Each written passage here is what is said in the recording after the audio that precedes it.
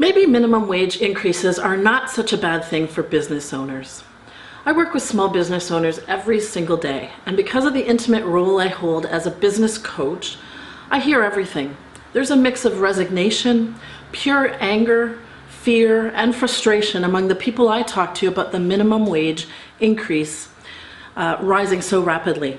Depending on the type of business they are in and whether they use more or less skilled labor, the reaction is mixed. I understand, and I have passionately debated this topic in support of the small business owner because I know how hard these people work and how slim their margins are. Apart from the conversations with the variety of entrepreneurial minds, I've also watched all the comments on the stories online about the minimum wage, and it disturbs me. Have we lost any entrepreneurial spirit in this country? Does everyone think entrepreneurs are pocketing buckets of cash while stepping on the little guys to get there? That's just not reality. Let me tell you about some of my customers. There's the woman who pays her key team members better than she pays herself.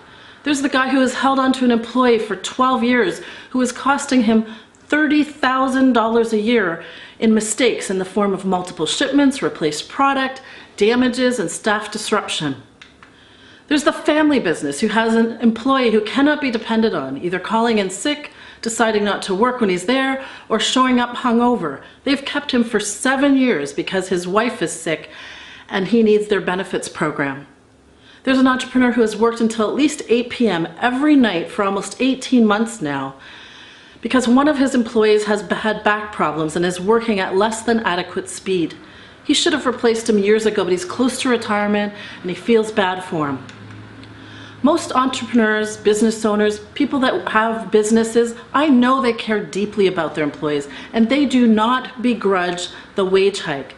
It's just that they simply cannot afford to do that at the expense of their families. Because think about it, many entrepreneurs work for far less money than they could make in the open market. They take huge risks, putting everything on the line in many cases. And when the economy goes down, they are there holding the bag. If the market changes, it impacts them personally. If the business doesn't work out, they are liable for any debts, and that may impact their families for years to come. That growing negative sentiment against small businesses concerns me. But what blows my mind is sometimes what entrepreneurs will do to make lemonade out of lemons. So back to my premise, perhaps this minimum wage hike is not such a bad thing. Maybe it will make business owners do some things that they need to do anyway.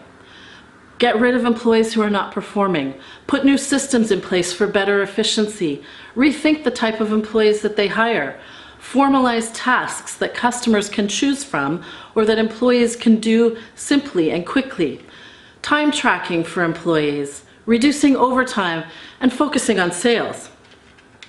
On Friday, January 18th, the CEO of Film.ca sent a letter to employees and did a video release saying that they do not plan to raise prices from their $8.50 entrance fee, that they want to continue to treat their employees well, that they will address the wage cost increase by doing whatever they can to increase sales. I think that's awesome. But it does raise a question that is on the mind of every entrepreneur that I talk to, and it's not easily resolved. How do you increase sales? In almost every meeting that I facilitate in my business, the Alternative Board, a peer advisory group that I own in Mississauga, someone raises the issue of sales and how they can increase the number of leads that they get, the number of sales that they close, or how they can hire better salespeople. So Film.ca has taken on a huge challenge. There are really only a few ways to increase sales. You can increase the number of clients that you have, you can sell more to existing clients, or you can add new products and services.